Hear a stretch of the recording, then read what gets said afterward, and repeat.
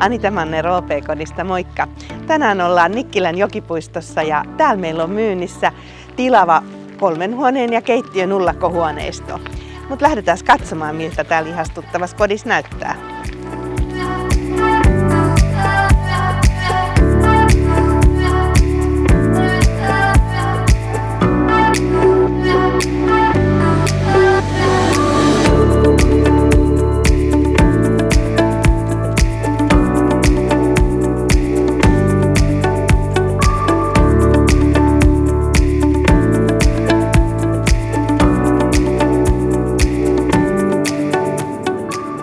Paitsi että tässä ullakkoasunnossa on ihanat maisemat, niin täällä on myös tämmöiset pilarit korostamassa tätä tunnelmaa.